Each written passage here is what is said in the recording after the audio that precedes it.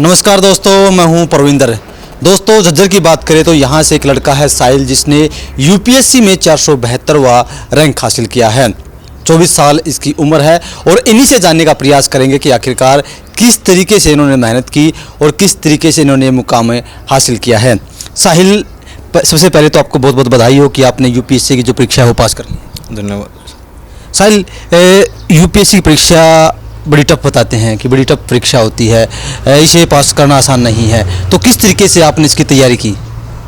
देखिए, एक तो मेरा पहले से थोड़ा एम था कि मैं सिविल साइड जाना चाहूँगा, तो मैंने पहले बीटेक वगैरह की तैयारी की नहीं। उसके बाद जैसे मेरे को गाइड करने के लिए मेरे भैया थे जिन्होंने पहले यूपीएससी की तैयारी कर रखी थी, तो उन्होंने मेरा बहुत सपोर्ट किया, मेरे को बताया कि कैसे इस प्रोसेस में घुसना, कैसे तैयारी करनी, कैसे बाहर निकलना इससे, तो उससे मेरे को बहुत ज़्यादा मदद मिली थी।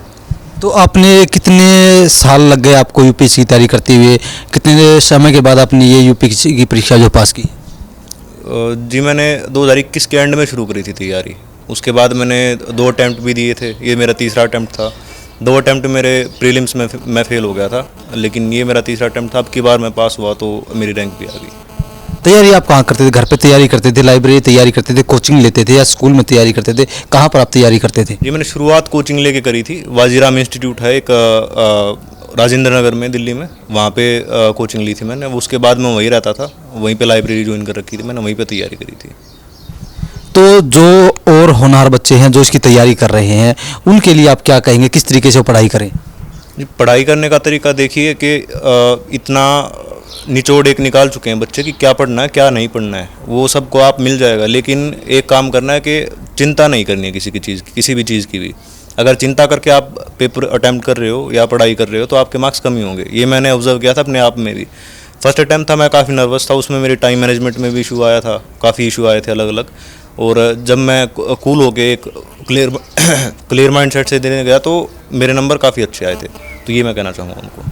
आपकी 472वीं रैंक आई है, तो क्या लगता है आपको कौन सा आपको पद मिलेगा? जी, अभी तो उम्मीद है कि IRS मिल जाएगी मेरे को, रेवेन्यू सर्विसेज। बाकी कॉन्फर्मेशन थोड़े दिन बाद आती है इसकी। कितना समय लगता है? ये अभी एलोकेशन के बाद आएगी, पहले सीट एलोकेशन होंगी उसके बाद आएगी ये। साहिल, आपने बताया जैसे कि आपने पहले भी आप 2 बार एग्ज़ाम दे चुके हैं, 2 बार एग्ज़ाम में फेल हो चुके हैं, तो क्या आपको कभी ऐसा लगा कि मैंने एग्ज़ाम दिया, मैं फेल हो गया, नहीं अब मुझे तैयारी नहीं करनी चाहिए, अब मुझे छोड़ देना चाहिए, मुझे कहीं और पर ट्राई करना चाहिए? जी, ऐसा तो क्या था कि घर वालों ने पहले मेरे को बोल रखा था कि अगर तेरा मन करे तब तक तैयारी करियो, नहीं हो रहा, अगर लगे कि नहीं हो रहा तो बता दियो, कुछ और कर लियो। तो उसके मतलब फेल हुआ तब डिमोटिवेट तो हुआ था मैं, काफ़ी डिमोटिवेट हुआ था, लेकिन उसके बाद ये नहीं लगा कभी कि छोड़ दूँ। ये था कि हाँ, पास हो जाऊँगा, अगर अब की बार फेल हो गया अगली बार पास हो जाऊँगा, कर लूँगा। तो आपने जो यूपीएससी की जो परीक्षा पास की है, सबसे ज़्यादा सहयोग किसका रहा? मम्मी का, पापा का, भैया का, दोस्तों का, परिवार वालों का, किसका रहा? जी, देखिए, परिवार वालों का सपोर्ट तो मेरा सबका बिल्कुल शुरू से ही रहा है। हमारा परिवार काफ़ी जैसे मिल के चला इस चीज़ में, और स्पेशल गाइडेंस मेरे भैया ने दी है मेरे को, क्योंकि वो यूपीएससी की तैयारी से निकल चुके हैं पहले भी। उन्होंने भी 4 मेंस लिखे हैं पहले, तो उन्होंने मेरे को गाइड किया था इसमें, लेकिन सपोर्ट सारे परिवार का था बिल्कुल। पापा जी क्या करते हैं? मेरे पापा पहले एडवोकेट थे, अभी फार्मिंग करते हैं, एग्रीकल्चर में अभी। तो क्या आपके परिवार में और भी कोई तैयारी कर रहा है यूपीएससी की? यूपीएससी की तैयारी मेरे परिवार में जैसे भैया हो गए, एक जैसे बुआ के लड़के हैं भैया, उन्होंने भी करी थी, लेकिन कोई क्रैक नहीं कर पाया था अनफॉर्चुनेटली अभी तक। अभी मैं कर रहा हूँ, अभी मेरे अलावा तो और कोई है नहीं अभी। अब आपको कैसा लग रहा है कि जब आपने यूपीएससी की परीक्षा जब पास कर ली है 2 बार फेल होने के बाद, कैसा महसूस कर रहे हैं? अच्छा लग रहा है, बहुत अच्छा लग रहा है कि फेलियर के बाद मेरे को एक पॉइंट पे लगने लगा था कि शायद बहुत मुश्किल होगा ये, लेकिन अभी पास करके लग रहा है कि नहीं, अगर मेहनत करते रहो और एक क्लियर माइंड के साथ अगर पेपर दो तो काफ़ी रिजल्ट आ सकते हैं। काफ़ी अच्छा लगा मेरे को इस बात। जैसे आपने बताया कि आपके भैया 4 बार एग्ज़ाम दे चुके हैं और 4 बार फेल हो गए वो, और 2 बार आप भी फेल हुए, तो आपके भैया ने आपको ये नहीं बताया कि हो सकता है कि ये एग्ज़ाम पास ना हो, क्योंकि 4 बार मैं फेल हो चुका हूँ, अब भी फेल हो चुके हैं? नहीं, उन्होंने ऐसा कभी मेरे को नहीं बोला। उन्होंने बोला कि देखो, जिसकी जो भी अटैम्प्ट दे रहा है उसकी कमी अपनी खुद की है, अगर वो पहचान लेगा तो वो क्लियर कर देगा। ये नहीं है कि एक नहीं कर पाया तो दूसरा भी नहीं कर सकता, या एक की कमी दूसरे पे लागू होती है। उन्होंने मेरे को हमेशा यही बोला कि अपनी कमी सुधारो और अगले अटैम्प्ट के लिए पूरे जोर से तैयारी करो। जब आप क्या आपका इंटरव्यू हुआ इसमें? हाँ जी। इंटरव्यू में किस तरीके से सवाल पूछे गए आपसे? इंटरव्यू में तो देखिए, एक तो ऑप्शनल मेरा सब्जेक्ट लो था, उससे काफ़ी सवाल आए थे। एक मेरा बैकग्राउंड के कहाँ से हूँ मैं, कहाँ से पढ़ाई करी है, उस सब को लेके सवाल आए थे। और एक करंट अफेयर से भी काफ़ी सवाल पूछे थे, जो हाल के मुद्दे हैं वो चल रहे थे उनसे भी। कुछ लोग देखा है कि इंटरव्यू के वक्त नर्वस हो जाते हैं, तो क्या आपको भी ऐसा कुछ महसूस हुआ? जी, इंटरव्यू से ज़्यादा तो मैं मॉक इंटरव्यू में नर्वस था, क्योंकि उनकी प्रोसेस एक फॉर्मल ज़्यादा होती है। इंटरव्यू में था कि मैं एक जैसे इस माइंडसेट से गया था कि मैं देखने जा रहा हूँ होता क्या है।